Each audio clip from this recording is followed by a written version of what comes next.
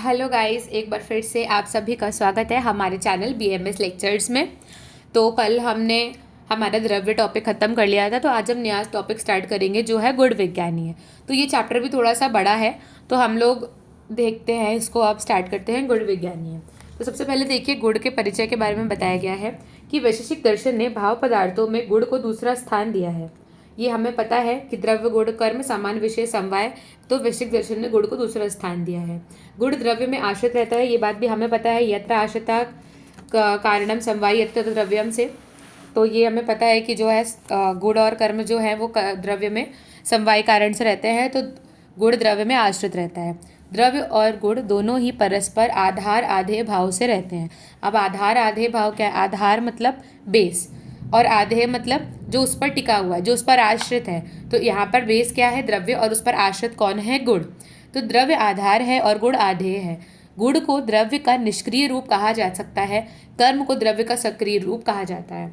तो अगर कोई द्रव्य है, अगर उसमें कुछ प्रॉपर्टीज़ हैं, तो वो उसका क्या है? निष्क्रिय रूप है। लेकिन अगर वो कोई काम कर रहा है तो कर्म उसका क्या है? सक्रिय रूप है। तो इस हिसाब से द्रव्य, जो भी द्रव्य है उसका निष्क्रिय रूप कौन है? गुण है, और उसका सक्रिय रूप कौन है? कर्म है।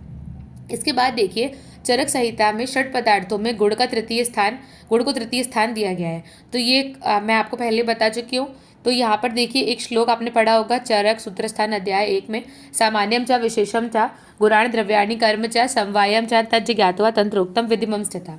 ये 28वें नंबर का श्लोक है, चरक सूत्र स्थान अध्याय 1 का, आपने पढ़ा होगा। तो यहाँ पर देखिए, गुण की जो स्थान है वो तीसरे स्थान पर आ रहा है, और द्रव्य कौन से स्थान पर आ रहा है? चौथे स्थान पर आ रहा है।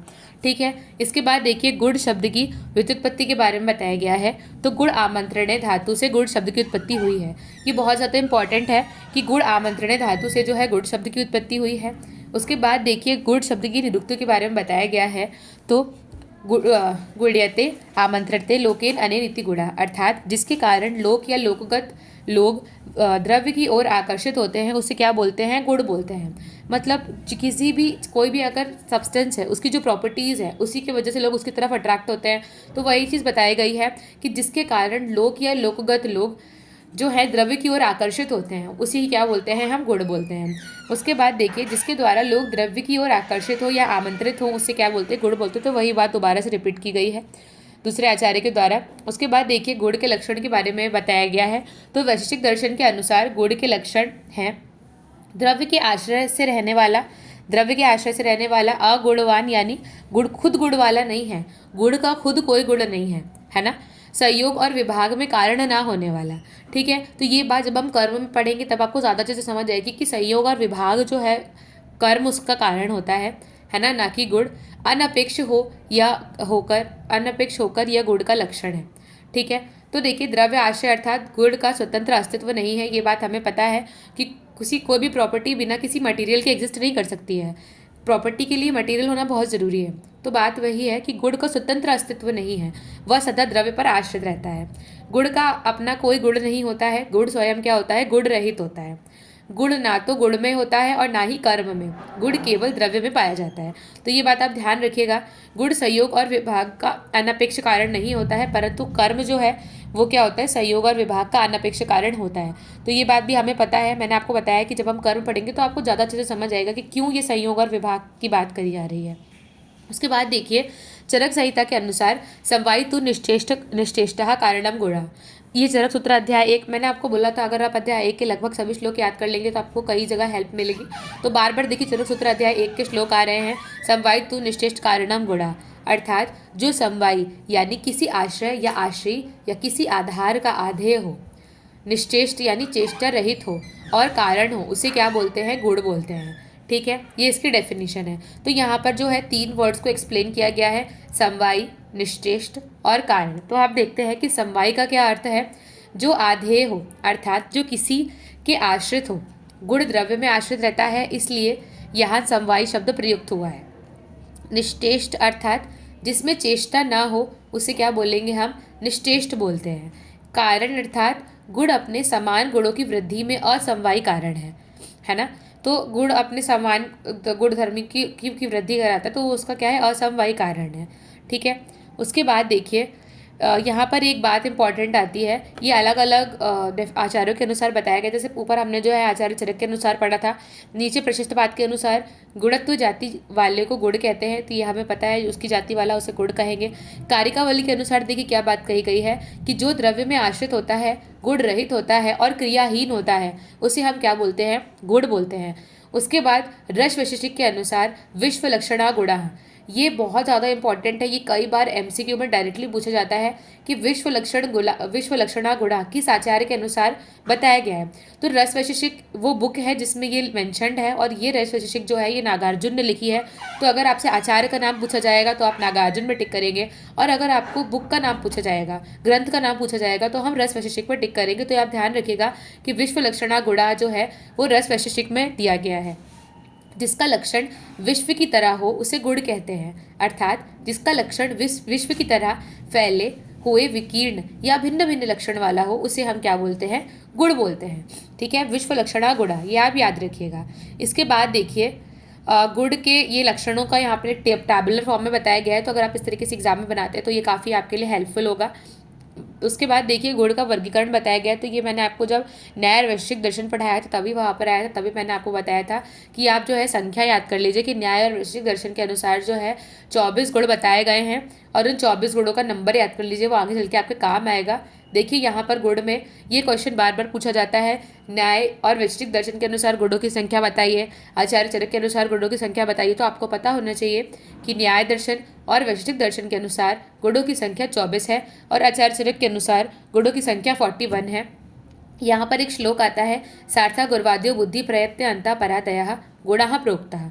चरक सूत्र स्थान अध्याय 1 का 49 श्लोक फिर से देखिए आ गया। ठीक है, सार्था अर्थात जो सार्थ गुण होते हैं, गुर्वाद्य अर्थात जो 20 गुर्वादि गुण होते हैं, बुद्धि प्रयत्न अंतः, और ये सब जो परादि गुण होते हैं, इसी प्रकार से सबको जोड़ करके जो है 41 गुण आते हैं। तो आचार्य चरक के अनुसार गुणों की संख्या कितनी बताई गई है? 41 बताई गई है, जिसमें से सार्थ गुण कितने होते हैं? 5 होते हैं। गुर्वादि गुण कितने होते हैं? 20 होते हैं। बुद्धि प्रयत्नता अर्थात आध्यात्मिक गुण जो होते हैं उनकी संख्या कितनी बताई गई है? 6 बताई गई है, और परादि गुणों की संख्या जो है वो 10 बताई गई है। तो इस प्रकार कुल 41 गुणों का जो है वर्णन आचार्य चरक ने किया है।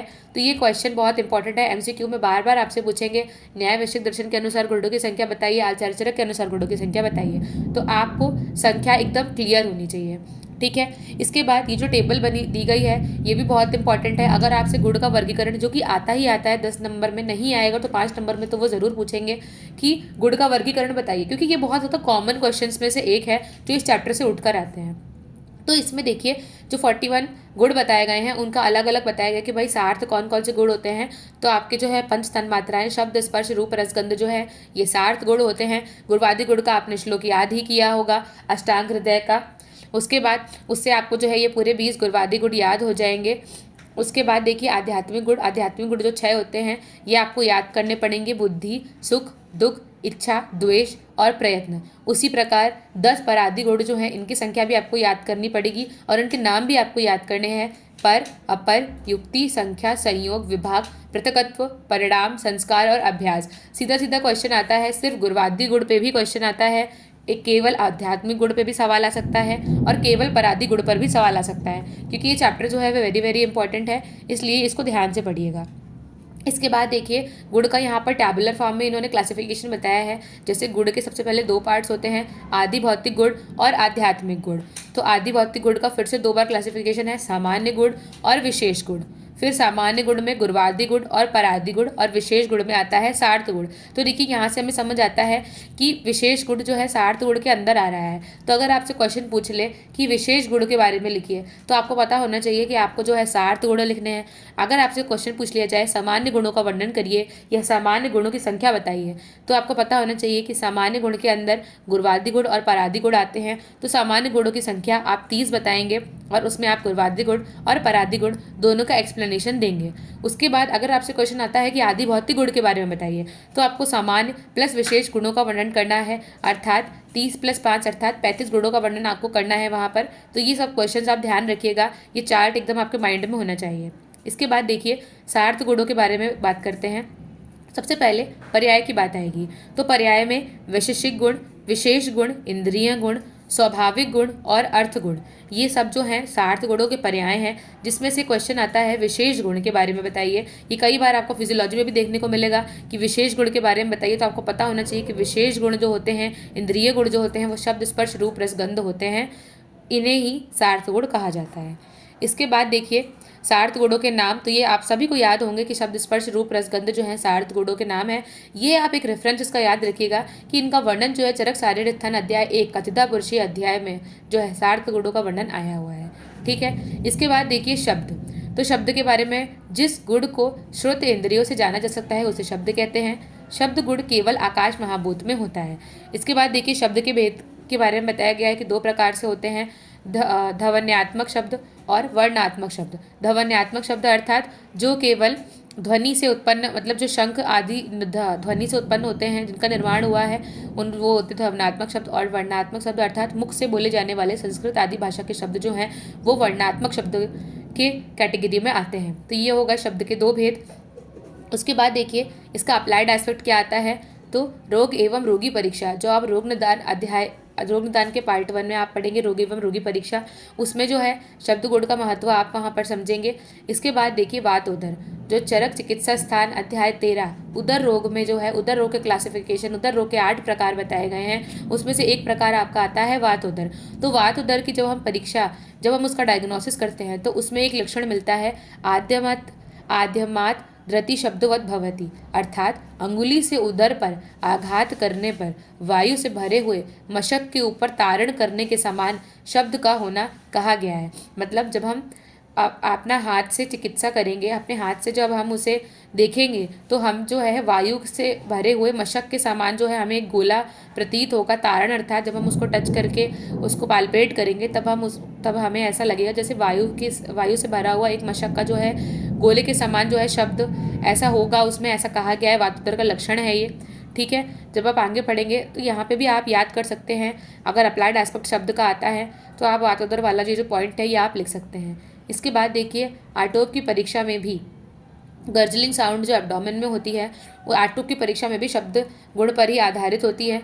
ठीक है। योग रत्नाकर ने अष्टविध परीक्षा के अंतर्गत भी शब्द परीक्षा का उल्लेख किया है। तो आचार्य योग रत्नाकर ने अष्ट परीक्षा, अष्टविध परीक्षा और अष्ट स्थान परीक्षा का वर्णन किया है। ये भी आप रोग निदान में याद करेंगे, लेकिन अगर आप इसके 8 पॉइंट याद कर लेते हैं यहीं पर ही तो आपके लिए काफ़ी बेनिफिशियल होगा। तो उनने 8 परीक्षा के बारे में देखिए मैंने ऊपर लिख रखा है, नाड़ी, मूत्र, पुरीश, जिह्वा, शब्द, स्पर्श, दृक या आकृति और दृक या अर्थात दृष्टि और आकृति। तो ये 8 चीज़ों का वर्णन जो है आचार्य योग रत्नाकर ने किया है, जिसमें से एक शब्द भी है, इसीलिए इसके अप्लाइड एस्पेक्ट में ये बात कही गई है। इसके बाद आगे देखिए स्पर्श। स्पर्श हमारा दूसरा गुण है। स्पर्श के बारे में, जिस गुण को केवल स्पर्श इंद्रिय से जाना जा सकता है उसे हम स्पर्श कहते हैं। स्पर्श के 3 भेद हैं, शीत स्पर्श, उष्ण स्पर्श और अनुष्ण शीत स्पर्श। जिसमें से शीत स्पर्श में जो है जल महाभूत प्रधान होता है, उष्ण स्पर्श में तेज महाभूत प्रधान होता है और अनुष्ण शीत स्पर्श में पृथ्वी और वायु महाभूत प्रधान होता है। तो ये आप ध्यान रखिएगा। इसके बाद इसके अप्लाइड एस्पेक्ट में क्या बात आ जाएगी, देखिए रोग एवं रोगी परीक्षा में स्पर्श गुण का भी महत्व बताया गया है। जलोदर, उदर रोग के 8 प्रकार, जिसमें से एक जलोदर भी होता है। 8 प्रकार के नाम क्या क्या हैं, वातोदर, पित्तोदर, कफोदर, सन्निपातोदर, प्लीहोदर या उसी में यकृतोदर का भी सम्मिलन है, बद्धगोदोदर और जलोदर। ये 8 प्रकार के जो और छतोदर एक, तो ये जो 8 प्रकार के उदर रोग है उसी में से एक जलोदर है, जिसे हम मॉडर्न में असाइटिस से भी कोरिलेट कर सकते हैं। उसमें एक लक्षण आता है उदकपूर्ण धृति क्षोभ स्पर्शा, अर्थात उदर पर स्पर्श करने पर जल से भरे हुए मशक के समान उदर में क्षोभ का ज्ञान होता है। उससे क्षोभ का अर्थ हम डिप्रेशन से ले सकते हैं। तो जल से भरे हुए मशक के समान जो है हमें प्रतीत होता है उस जलोदर में। ठीक है। तो ये रेफरेंस आप लिख सकते हैं अप्लाइड एस्पेक्ट ऑफ स्पर्श में। इस प्रकार जलोदर व्याधि का निदान स्पर्श गुण के आधार पर किया जा सकता है। ठीक है। इसके बाद तीसरा गुण देखते हैं हम, रूप के बारे में बात आ जाएगी। तो जिस गुण में केवल जिस गुण को केवल चक्षु इंद्रिय से जाना जा सकता है उसे हम रूप कहते हैं। रूप के 7 भेद बताए गए हैं, शुक्ल, नील, पीत, रक्त, हरित, कपिश और चित्र। ये आपको 7 याद होने चाहिए। ठीक है। उसके बाद देखिए रूप गुण पृथ्वी, जल और तेज महाभूत में पाया जाता है। देखिए, जब आपने पहले षष्ठी उत्पत्ति क्रम पढ़ा होगा तो उसमें ऐसा है कि जैसे सबसे पहले हमने शब्द पढ़ा था, तो शब्द सबसे पहले बना था, तो फिर शब्द और जो है स्पर्श मिल करके उनके महाभूत मिल करके रूप, इसीलिए जैसे जैसे हम आगे बढ़ते जाएंगे वैसे वैसे एक एक महाभूत जो है ऐड होता चला जाएगा, है ना। तो इसके पहले जब हमने स्पर्श पढ़ा था तो उसमें 2 महाभूत थे, जल और तेज, और इसमें देखिए 3 महाभूत है, जल तेज और पृथ्वी, है ना। तो इस प्रकार से जो है महाभूत में भी बढ़ता जाता है नंबर उसका। तो पृथ्वी महाभूत में 7 रूप होते हैं, जल महाभूत का आभास्कर शुक्ल रूप होता है और तेज महाभूत में भास्कर शुक्ल रूप होता है। अभास्कर शुक्ल रूप आप स्लाइटली पेल समझ सकते हैं, ठीक है। उसके बाद आगे देखिए इसका अप्लाइड एस्पेक्ट हम देखते हैं। तो स्पर्श रूप का अप्लाइड एस्पेक्ट क्या आ जाएगा, तो इसमें भी पहला पॉइंट यही आएगा कि रोग रोगी परीक्षा में जो है देखते हैं। इसके बाद जब आप कामला व्याधि पढ़ेंगे तो वहाँ पर हरिद्र त्वक नखानन, ये हम सभी को पता है कि जब किसी को जॉन्डिस होता है, कामला होता है, तो उसके जो है नेल्स, आईज वगैरह जो है त्वक का कलर हरिद्र वर्ण का हो जाता है, अर्थात त्वचा, नख और मुख का हरिद्र के समान, हरिद्रा अर्थात हल्दी के समान जो है वर्ण का हो जाना, या फिर भेक वर्ण अर्थात वर्षाकालीन मेढक, बरसाती मेढक के समान जो है शरीर का वर्ण हो जाना, ऐसा कहा गया है। तो ये भी जो है हम चक्षु इंद्रिय से ही देखकर पता कर सकते हैं। तो यहाँ पर ये इसके अप्लाइड एस्पेक्ट में बात कही गई है। आचार्य योग रत्नाकर ने भी जो है द्रक, जो हमने पढ़े थे 8 पॉइंट, उसमें से उन्होंने द्रक को भी माना है, तो यहाँ पर उनका भी 1 पॉइंट आ जाएगा। उसके बाद देखिए रस के बारे में बात की गई है। तो जिस गुण को केवल रसेंद्रिय से जाना जा सकता है उसे रस कहते हैं। रस के 6 भेद होते हैं, मधुर, अम्ल, लवण, कटु, तिक्त, कषाय, ये आपको सबको पता होगा। रस गुण पृथ्वी और जल महाभूतों में पाया जाता है। पृथ्वी महाभूत में पूरे 6 रस होते हैं, जल में केवल मधुर रस होता है। तो ये आपको पता होना चाहिए कि नॉर्मल जल में कौन सा रस होता है, तो मधुर रस होता है। उसके बाद देखिए इसके अप्लाइड एस्पेक्ट में क्या बात की गई है। तो रोग एवं रोगी परीक्षा में रसगुण का भी महत्व है।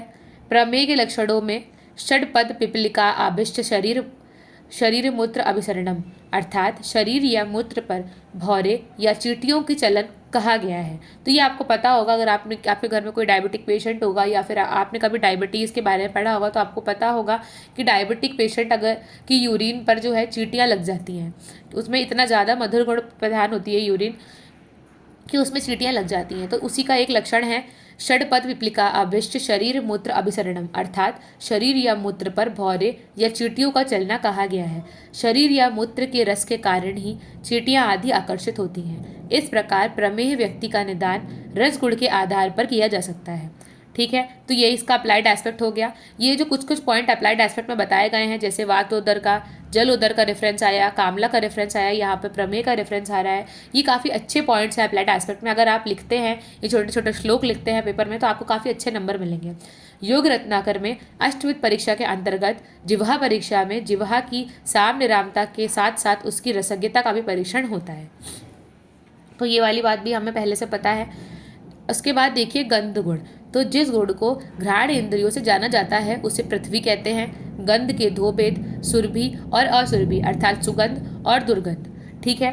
गंध गुण केवल पृथ्वी महाभूत में पाया जाता है। इसके अप्लाइड एस्पेक्ट में देखिए रोग एवं योगी परीक्षा में गंध गुण का भी महत्व है। रक्त पित्त के लक्षणों में लोह लोहित मतस्य गंधित्वम अविचा अस्स्य, अर्थात मुख से आस्यस्य, अर्थात मुख से लोह, रक्त, मछली और आम के रस की तरह गंध के समान गंध निकलती है, ऐसा लक्षण कहा गया है। ये काफ़ी ज़्यादा इंपॉर्टेंट कार्डिनल साइन आप रक्तपित्त का कह सकते हैं। लोह लोहित मत्स्य गंधित्वम ऐसा करके आता है। और इसी प्रकार आम दोष जब आप पढ़ेंगे वहाँ पर भी ऐसी ही सेम टर्मिनोलॉजी में कुछ आता है, जो कि अभी तो मुझे नहीं आता, पर मैं आपको देखकर बताऊंगी।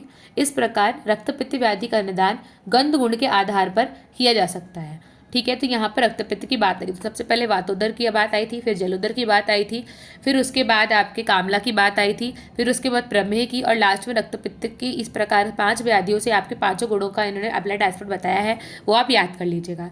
इसके बाद देखिए आचार्य सुश्रुत ने व्रण गंध का उल्लेख किया है। द्रव्य एवं धातु परीक्षा में कर्पूर गंधी, गोमूत्र गंधी आदि शब्दों का वर्णन प्राप्त होता है। तो ये जब आप रसशास्त्र पढ़ेंगे तो वहाँ पर आएगा कर्पूर गंधी सन्निभम, गोमूत्र गंधी सन्निभम करके श्लोक्स में, तो वो आप वहाँ पर देख लीजिएगा, उसका रेफरेंस यहाँ पर दिया गया है। इसके बाद हमारे सार्थ गुण खत्म होते हैं। इसके बाद हम आते हैं गुणवादी गुणों पर। तो गुणवादी गुण के पर्याय शारीर गुण, ये बहुत ज़्यादा इंपॉर्टेंट है। कविराज गंगाधर राय के अनुसार इन्हें शारीर गुण बताया है, ये बहुत ज़्यादा इंपॉर्टेंट है, इसको ध्यान रखिएगा। शारीर गुण, शारीरिक गुण, सामान्य गुण, कर्मण्य गुण, ठीक है, द्वंद्वज गुण, तो ये सब जो है गुण के पर्याय, गुणवादी गुण के पर्याय बताए गए हैं।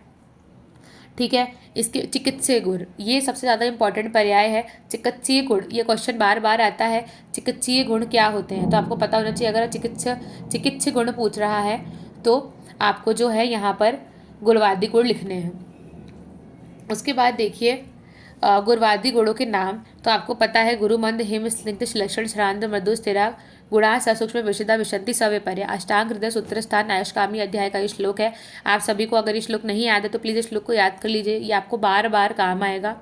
ठीक है, तो गुरु का उल्टा लघु, मंद का तीक्ष्ण, शीत का उष्ण, स्निग्ध का रुक्ष, शिलक्षण का खर, सांद्र का द्रव, मृदु का कठिन, स्थिर का चल, सूक्ष्म का स्थूल और विशद का पिच्छल। तो ये आपको याद करने पड़ेंगे 10-20 गुण जो हैं। अगर आप वो श्लोक याद कर लेते हो तो आपको 10 याद हो जाएंगे, उसके विपरीत ही केवल आपको याद करने के लिए रह जाएगा। ठीक है, तो सबसे पहले देखिए गुणवादी गुण का वर्णन किया गया है। यहाँ पर सबसे पहले गुरु गुण का वर्णन किया गया है, तो इसका छोटा सा श्लोक है, यश द्रव्यस्य ब्रह्मणे शक्ति सा गुरु। ये छोटे छोटे कोटेशन है, ये आपको याद करने पड़ेंगे। अगर आप नहीं याद करते तो डीजी में भी सेम चैप्टर आएगा गुण, वहाँ पर भी आपको यही श्लोक पूछेगा और सीधा श्लोक से क्वेश्चन आता है, यश द्रव्यस्य डैश शक्ति सा गुरु। तो आपको ब्रह्मण वहाँ पर लिखना पड़ेगा। तो इससे बेहतर है कि आप ये श्लोक यहीं पर अभी याद कर लें। जिस गुण में शरीर में ब्रह्मण कर्म करने की शक्ति होती है उसे गुरु गुण कहते हैं। ब्रह्मण का मतलब क्या होता है, न्यूट्रिशनल प्रॉपर्टीज, पोषण कर्म। ठीक है, इसमें कौन से महाभूत प्रधान होते हैं, तो पृथ्वी और जल महाभूत प्रधान होते हैं। तो ये आप नॉर्मली भी महाभूत लिख सकते हैं, आपको 9 महाभूत जो है रटने की आवश्यकता नहीं है कि पृथ्वी और जल महाभूत ही प्रधान होंगे, क्योंकि वो ब्रह्मण कर्म कर रहा है। ठीक है, उसके बाद इसके गुणकर्म आपको या सभी के गुणकर्म आपको लिखने, जैसे जिस प्रकार से सीक्वेंस इसमें दिया है। अगर गुणवादी गुण आते तो आपको इसी सीक्वेंस में लिखना है। सबसे पहले उसकी व्याख्या, फिर उसके बाद उसमें कौन से प्रधान महाभूत प्रधान है, फिर उसके गुणकर्म क्या है, फिर उसके बाद उसका अप्लाइड एस्पेक्ट। ठीक है, तो देखिए गुणकर्म जो है, सबसे पहले इसमें आपको, अगर आप याद कर सकते हैं तो सदकृत, अगर आप ये छोटे छोटे टर्मिनोलॉजीज याद कर सकते हो तो ये, नहीं तो इसके साइड में जो हिंदी लिखी है वो आप याद कर लीजिएगा। जैसे सदकृत अर्थात अवसाद यानी फेंटनेस उत्पन्न करना, और तर्पण शरीर को तर्पित करना, ब्रंगण अर्थात शरीर को पोषण करना। तो आप इजी याद करिए ताकि आपको जो है याद हो जाए। वातहर गुड़ है तो वातहर होगा, पता ही है ना। शिलेष्मृत अर्थात कफ को बढ़ाएगा। ठीक है, इसके बाद इसका अप्लाइड एस्पेक्ट देखिए, अब तर्पण जन्य व्याधियाँ अर्थात जिसमें न्यूट्रिशनल प्रॉपर्टीज़ की कमी है। ठीक है, मैल नरिश्ड के कारण जो व्याधियाँ हुई हैं उनमें गुड़युक्त द्रव्यों से चिकित्सा की जाती है ना। शरीर का बल, जीर्ण व्याधियों से आप ले सकते हैं, जैसे राजयक्ष्मा हो गया जिसमें सप्त धातुओं का क्षय हो जाता है। ठीक है, शरीर का बल बढ़ाने हेतु इसका प्रयोग किया जाता है। अत्यग्नि की अवस्था में गुरु गुण उपयुक्त होता है। ठीक है, कहाँ वर्जित है, तो संतर्पण जन्य व्याधियों में और अग्निमांद की अवस्था में। ठीक है, उदाहरण देखिए, गेहूँ, माश, माहिश, दुग्ध और मूसली, तो ये इसके उदाहरण हैं। तो उदाहरण भी आपको याद करने पड़ेंगे। इसके बाद देखिए प्राकृतिक गुरु गुण के बारे में जो है चरक सूत्र अध्याय 5 मातृशीति अध्याय में जो है इसका वर्णन है कि कौन कौन से जो है नेचुरली गुरु प्रोडक्ट्स होते हैं। तो इसमें क्या आता है आपका पिष्टमय पदार्थ, इशु विकार, क्षीर विकार, तिल, मांस, आनुक मांस, ये सब क्या है प्राकृतिक गुरु होते हैं। इसके बाद देखिए लघु गुण के बारे में बताया गया है। लंघने लघु, जिस प्रकार शरीर में लघुता, जिससे शरीर में लघुता या हल्कापन उत्पन्न होता है उस गुण को लघु गुण कहते हैं। इसमें वायु और अग्नि महाभूत की प्रधानता रहती है।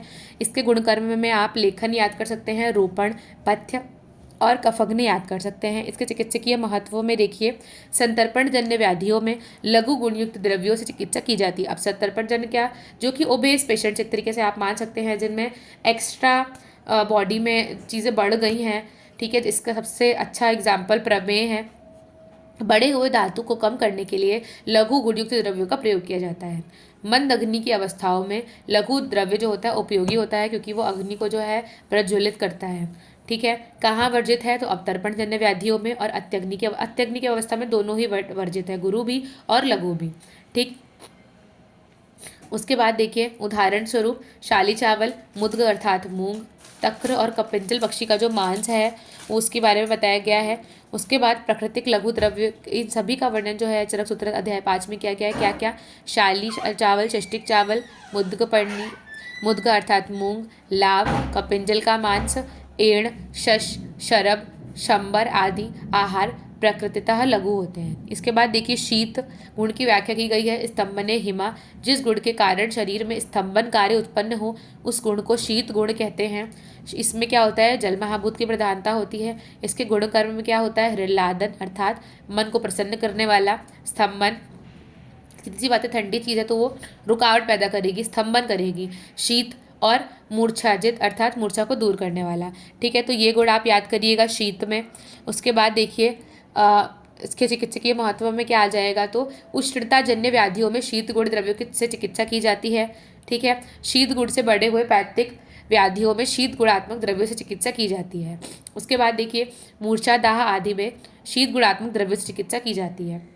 कहाँ वर्जित है, तो शीतजन्य व्याधियों में नहीं देना है, मंद अग्नि की अवस्था में भी इसे नहीं देना है। इसके उदाहरण क्या आएंगे, तो चंदन, कमल, नारिकेल अर्थात नारियल और उशीर। ठीक है, उसके बाद देखिए उष्ण। ठीक है, उष्ण की व्याख्या कैसे की गई है, स्वेदने उष्ण, जिस गुण के कारण शरीर में स्वेदन उत्पन्न हो उसे हम क्या बोलते हैं, उष्ण गुण बोलते हैं। ये कौन से महाभूत प्रधान होगा, अग्नि महाभूत प्रधान है। इसके बाद देखिए इसके गुणकर्म में क्या बात की गई है, तो पाचन कराता है, शीत व्युत्परम अर्थात शीत को कम करता है, शूल व्युत्परम अर्थात शूल को कम करता है, स्तंभ निग्रहण अर्थात स्तंभन को दूर करने वाला। ठीक है, और गौरव निग्रहण अर्थात गौरवता को दूर करने वाला है। ठीक, इसके अप्लाइड एस्पेक्ट में देखिए शीतजन्य व्याधियों में उष्ण गुणयुक्त द्रव्य से चिकित्सा की जाती है। मतलब किसी सारी चीज़ें आपको रटने की जरूरत नहीं है, अगर आप एक बार रीड भी कर लेंगे तो भी आपको ईजिली पेपर में लिखते समय आप लिख सकते हैं। शीत गुण से बढ़े हुए वातिक और श्लेष्मिक व्याधियों में उष्ण गुणात्मक द्रव्यों से चिकित्सा की जाती है। ठीक है, दीपन पाचन कर्म के लिए उष्ण गुणात्मक त्रिकटु का प्रयोग किया जाता है। अगर आपको त्रिकटु के कंटेंट्स पता है तो कमेंट करके जरूर बताइएगा कि त्रिकटु में क्या क्या कंटेंट्स होते हैं। कहाँ वर्जित है, उष्णजन्य व्याधियों में और तीक्ष्ण अग्नि की अवस्था में। उदाहरण के रूप में मरीच, भल्लातक, चित्रक, शुंठी आदि। मरीच आपको पता नहीं पता है तो मरीच काली मिर्च को कहते हैं और शुंठी सूखी अदरक होती है। ठीक है, उसके बाद देखिए इसके बाद हमारा स्निग्ध गुण का वर्णन है। स्निग्ध गुण क्या होता है, क्लेदने स्निग्ध अर्थात जिस गुण के कारण शरीर में क्लेद उत्पन्न होता है उस गुण को स्निग्ध गुण कहते हैं। ये पृथ्वी और जल महाभूत प्रधान है। इसके गुणकर्म में क्या आ जाएगा, मार्दवकृत अर्थात स्निग्ध गुण के द्रव्य शरीर में मृदुता उत्पन्न करते हैं, बलकर बल को बढ़ाते हैं। उसके बाद वर्णकर वर्ण को ठीक करते हैं, वातहर वात को कम करने वाला, श्लेष्मकरी यानी कफ को बढ़ाने वाला, और वृक्ष स्निग्ध गुण वाजिकर है। इसके बाद इसका अप्लाइड एस्पेक्ट देखिए, रुक्षता जन्य व्याधियों में स्निग्ध गुणयुक्त द्रव्यों से चिकित्सा की जाती है। तो सीधी सी बात है, अगर कोई रुक्षता जन्य व्याधि तो इसमें स्निग्ध गुणों से चिकित्सा की जाएगी। रुक्ष गुण से बढ़े हुए वातिक व्याधियों में स्निग्ध गुणात्मक द्रव्यों से चिकित्सा की जाती है। कहाँ वर्जित है, तो स्निग्धता जन्य व्याधियों में वर्जित होगा, मेदस्वी पुरुषों में वर्जित है, नित्य मंद अग्नि वाले पुरुषों में भी वर्जित है, तृष्णा मूर्छा से ग्रसित व्यक्तियों में भी वर्जित है। इसके बाद इसके उदाहरण में क्या आ जाएगा, घृत, तैल, वसा, मज्जा, तिल आदि। घृत, तैल, वसा, मज्जा जो है चतुर्वेद स्नेह है, आपको पता होगा, जो कि चरक सूत्र अध्याय 13 स्नेह अध्याय में मेंशन किए गए हैं, आचार्य चरक ने बताए हैं। उसके बाद देखिए इसके बाद हम स्निग्ध गुण के बाद अब हम रुक्ष गुण की बात करेंगे। तो रुक्ष गुण में शोषणे रुक्षः अर्थात जिस गुण के कारण शरीर के भाव पदार्थों का शोषण होता है उस गुण को रुक्ष गुण कहते हैं। यह अग्नि और वायु महाभूत प्रधान होता है। यह स्तंभन करता है। खर अर्थात शरीर में खरता यानी कि एक तरीके से आप कह सकते हैं स्निग्धता का उल्टा खरता है ना, मतलब ड्राइनेस कॉज करता है। समीकरणम अर्थात वात को बढ़ाने वाला होता है, और कफ हरम अर्थात कफ को कम करने वाला होता है। इसका चिकित्सकीय महत्व क्या है, स्निग्धता जन्य व्याधियों में रुक्ष गुणयुक्त द्रव्यों से चिकित्सा की जाती है। स्निग्ध गुण से बढ़े हुए श्लेष्मिक व्याधियों में रुक्ष गुणात्मक द्रव्यों से चिकित्सा की जाती है। कहाँ वर्जित है, रुक्षता जन्य व्याधियों में वर्जित है, और कृश पुरुषों में भी ये वर्जित है, क्योंकि उनमें ऑलरेडी वात बढ़ी हुई रहती है। अगर आप रुक्ष द्रव्य उनमें दे देंगे तो और ज़्यादा वात का वर्धन हो जाएगा, जिससे उनमें और अधिक रुक्षता उत्पन्न हो जाएगी। उदाहरण बाजरा, गोमूत्र, मधु, आसव, अरिष्ट आदि। आसव और अरिष्ट ये फर्मेंटेड जो है मेडिसिन हैं, इनके बारे में आप रसशास्त्र में आगे पढ़ेंगे।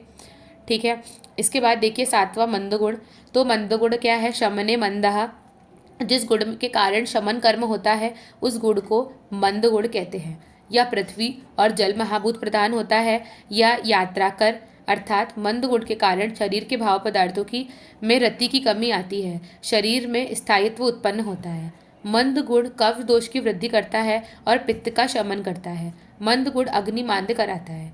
इसके बाद इसके चिकित्सकीय महत्व में देखिए, मंद गुण धातु की वृद्धि करता है, पाक एवं स्त्रावहर है। अर्थात स्त्रावहर मतलब जो भी आपके कहीं से भी अगर सिक्रीशन हो रहा है, ब्लड लॉस हो रहा है, तो वहाँ पर आपका मंद गुण काम करेगा, है ना, क्लॉटिंग कराएगा। अतिसार की अवस्था में मंद गुणात्मक द्रव्यों का प्रयोग किया जा सकता है। अतिसार मतलब डायरिया, है ना, उसमें अपन मंद गुणात्मक द्रव्यों का प्रयोग करते हैं।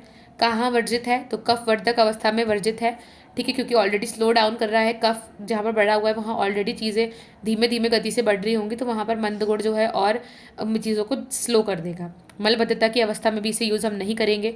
उदाहरण क्या है, वत्सनाम, अहीफेन, अफीम का ही नाम अहीफेन है, ठीक है, गुडुचि आदि, ठीक है।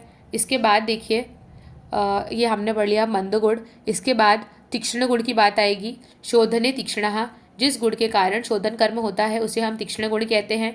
तीक्ष्ण गुण जो है अग्नि महाभूत प्रदान होता है। इसके गुण कर्म क्या हैं, दाहकर, पाककर और पित्तकर होता है, ठीक है। इसके बाद इसके अप्लाइड एस्पेक्ट में देखिए, तीक्ष्ण गुण बढ़े हुए कफवात और धातुओं के क्षय वे कारक होता है। पांडु रोग में तीक्ष्ण गुणात्मक द्रव्यों से वमन एवं विरेचन का प्रयोग किया जाता है, क्योंकि पांडु रोग में जब हमारे अंदर शरीर में बहुत ज़्यादा दोष बढ़े होते हैं तो उनको निकालने के लिए ही हम शोधन करवाते हैं, ये आप सभी को पता होगा, है ना। तीक्ष्ण गुणात्मक द्रव्य अग्निवर्धन का कार्य करते हैं।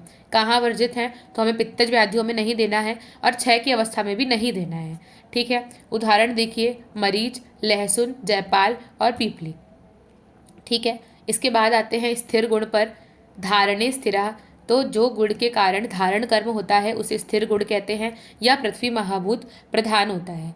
इसके बाद इसके गुण कर्म क्या होंगे, सविपरीत करा स्थिरा, अर्थात चल प्रतिबंधक स्थिर गुण चल गुण को रोकने वाला होता है। इसके अप्लाइड एस्पेक्ट में देखिए, स्थिर गुणात्मक द्रव्य वात और मल का स्तंभन करते हैं। स्थिर गुणात्मक द्रव्य धातु वर्धनार्थ प्रयुक्त किए जाते हैं। शुक्र स्तंभक के रूप में स्थिर गुणात्मक द्रव्यों का उपयोग किया जाता है, ठीक है। ये मल विष्टम्भ की अवस्थाओं में हम नहीं देंगे। मल विष्टम्भ अर्थात जहाँ पर जो है मल बंधा हुआ है, मल निकल नहीं रहा है, मल की प्रवृत्ति नहीं हो रही है, स्तंभन की अवस्थाओं में भी हम नहीं देंगे। उदाहरण क्या आएगा, केला, प्रवाल, जातिफल, खदिर आदि। इसके बाद देखिए सरगुण, तो प्रेरणे चला, जिस गुण के कारण प्रेरण कर्म होता है उस गुण को सरगुण कहते हैं, या जल महाभूत प्रधान होता है। गुण कर्म की बात करें तो यह अनुलोमन कराता है, अर्थात वायु और मल की अधोगति कराता है।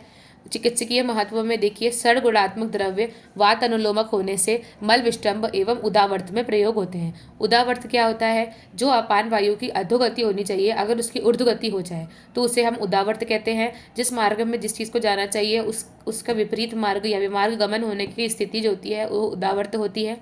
कहाँ वर्जित है, अतिसार की अवस्थाओं में हम सर नहीं देंगे, क्योंकि ऑलरेडी ये एक्स्ट्रा मोबिलिटी करा रहा है। अतिसार में ऑलरेडी मोबिलिटी है तो हम नहीं देंगे। क्षय की अवस्थाओं में भी हम नहीं देंगे। उदाहरण क्या है, हरित की त्रिव्रत, जो कि श्रेष्ठ विरेचनार्थ द्रव्य है। आचार्य चरक ने जो है षड विरेचन आश्रय अध्याय 4 सूत्र स्थान का उसमें उसका वर्णन किया है और सनाय पत्र आदि में की बात की है, ठीक है। उसके बाद मृदु, इसका वर्णन विरेचनार्थ द्रव्य का अध्याय 2 में किया है, सॉरी अपामार्ग तंडुली जहाँ पर उन्होंने उसकी वर्णन किया, यवागु का वहाँ पर वर्णन किया हुआ है, ठीक है। षड विरेचन में भी है पर मेन इसका वर्णन वहाँ पर है, यवागु वाले चैप्टर अध्याय 2 में। उसके बाद देखिए मृदु द्रव्य में शलथने मधु, जिस गुण के कारण शिथिलता आती है उस गुण को मृदु गुण कहते हैं। यह जो है जल और आकाश महाभूत प्रधान होता है। इसके गुणकर्म में आप ध्यान रखिएगा, अदाहकर यानी मृदु गुण दाह का नाश करता है, अपाक कर पाक का नाश करता है और अस्त्राव कर अर्थात स्त्राव का भी नाश करता है। मृदु गुण जो है सभी चीज़ों में मृदुता लाता है, तो ये गुणकर्म इसके हैं। उसके बाद इसका चिकित्सकीय महत्व क्या है, मृदु गुण के से शलथन का कार्य होने से वह मांस धातु की कठिनता को नष्ट करने में प्रयुक्त होता है। जैसे जब मसल स्टिफनेस जिसे हम कहते हैं, यही बात यहाँ पर की गई है कि मांस धातु की कठिनता को दूर करने के लिए जो है मृदु गुण का इस्तेमाल करते हैं। दाह पाक कर एंटीस्पास्मेटिक जो मेडिसिन आती हैं उसमें मृदु गुण होता है, ठीक है। एंटीस्पाज्म मेडिसिन आपको पता होगा। उसके बाद अदाह पाककर होने से व्रणों का रोपण करने में प्रयुक्त होता है। कहाँ वर्जित है, तो मेद मांस शैथिल्यकर जन्य विकारों में जो है ये वर्जित है, ठीक है। जहाँ पर ऑलरेडी मेद और मांस का शैथिल्यजन्य मतलब उसमें हो रखा है उसमें वर्जित है। उदाहरण क्या आएगा, घृत, तैल, वसा, मज्जा, पो, धूम आदि। इसके बाद देखिए 12वां कठिन गुण द्रवीकरणों कठिन, जिस गुण में शरीर में दृढ़ता उत्पन्न होती है उससे क्या बोलते हैं, कठिन गुण बोलते हैं। या पृथ्वी महाभूत प्रधान होता है, इसके गुणकर्म क्या होते हैं, दृढ़ीकर, शरीर का बलवर्धन करना, शरीर में मलों की शुष्कता उत्पन्न करना। ठीक है। कठिन द्रव्य वात की वृद्धि और कफ का क्षय करता है।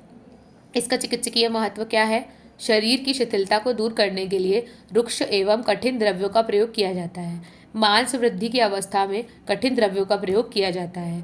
ठीक है। कहाँ वर्जित है, मलबद्धता में। उदाहरण प्रवाल, शंख, शुक्ति, मुक्ता, ये सभी आप रसशास्त्र में पढ़ेंगे, वहाँ पर अच्छे से इन सभी का वर्णन है। तो अभी सिर्फ डेफिनेशन के लिए आप याद कर लीजिएगा, सॉरी एग्जाम्पल के लिए आप याद कर लीजिएगा। तो आज का वीडियो हम यहीं समाप्त करते हैं, इसके बाद हम पढ़ेंगे नेक्स्ट वीडियो में। अगर आपको हमारा वीडियो पसंद आया हो तो please like share and subscribe my video and press the bell icon for latest update. और आपको अगर कुछ भी प्रॉब्लम है, कुछ भी डाउट है तो कमेंट करके ज़रूर बताएं। Thank you so much. अब हम मिलते हैं नेक्स्ट वीडियो में।